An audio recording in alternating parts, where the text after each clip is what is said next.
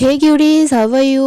আমার last travel সিরিজকে তোমরা কিন্তু অনেক বেশি ভালোবাসা দিয়েছো, তার জন্য তোমাদের সবাইকে অসংখ্য ধন্যবাদ। আমি আবার গুয়াহাটি চলে এসেছি, তো আমার ব্যাক টু ব্যাক ব্লগ এখন থেকে এখানেই হবে। তো সবার কাছে তোমাদেরকে বলে দিই যে আমরা এখন কোথায় আছি। আমরা আছি হলো এমন একটা জায়গাতে যেখানে গুয়াহাটির অর্ধেক মানুষ গিয়ে পুরানো হয়ে গেছে, বাট আমরা এখন পর্যন্ত যাইনি। যাওয়ার আগে আমাদের পেয়েছিল একটু খিদে, ভাবলাম যে না কিছু একটু পেট পূজা করে নি। আর এইটা হলো এখানে ফেমাস চাটের দোকান। এখানে সিঙ্গারা চাট, পাপড়ি চাট, দহিওয়ালা সব কিছু পাওয়া যায়। অভিওরা দহিওয়ালা নিয়েছিল আর আমি নিয়েছিলাম পাপড়ি চাট। ওদেরটা ভিডিও করে নিয়ে আমি খাওয়াতেই পুরো মগ্ন হয়ে গেছিলাম আমারটা পেয়ে। দেন আমরা আবার আমাদের গন্তব্যের দিকে রওনা দিলাম, যেটা হলো ব্রহ্মপুত্রের বুকে বানানো নতুন সাসপেনশন ব্রিজ, যেটার নাম হলো কুমার ভাস্কর বর্মা সেতু।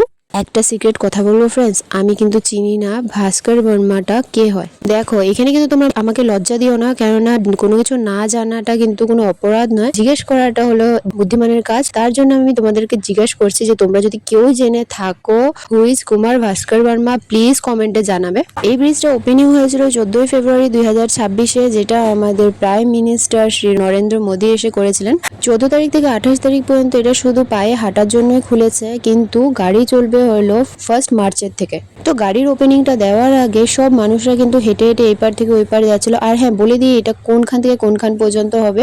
ব্রিজটা ভরেলি মুখ থেকে স্টার্ট হয়েছে আর এন্ডিং হলো নর্থ গুয়াহাটি পর্যন্ত। ইয়েস ফ্রেন্ডস, এখন নর্থ গুয়াহাটি যাওয়ার জন্য সেই ঘুরে 10 মাইল দূর বের হয়ে আমাদের যাওয়ার কোনো দরকার নেই। আমরা সোজা এখান দিয়ে যেতে পারবো। আর দেখো ব্রহ্মপুত্র নদীর কি অবস্থায়, জলটা কতখানি শুকিয়েছে ফ্রেন্ডস, কিন্তু বর্ষাকালে এগুলো পুরা জলমগ্ন হয়ে থাকে। আর এখন দেখো খরার জন্য কোন দূরে থেকে জল দেখা যাচ্ছে। এই জায়গা দিয়ে মানুষ এখন হেঁটে হেঁটে যাচ্ছে, সেই জায়গা দিয়ে পরবর্তীকালে আমাদের নৌকো বা স্টিমার করে পার হতে হবে। সেটা ভেবেই কেমন লাগছে, প্রকৃতির যে কি খেলা ফ্রেন্ডস। নিজের চোখে যারা এসব না দেখে ওরা বিলিভই করবে না।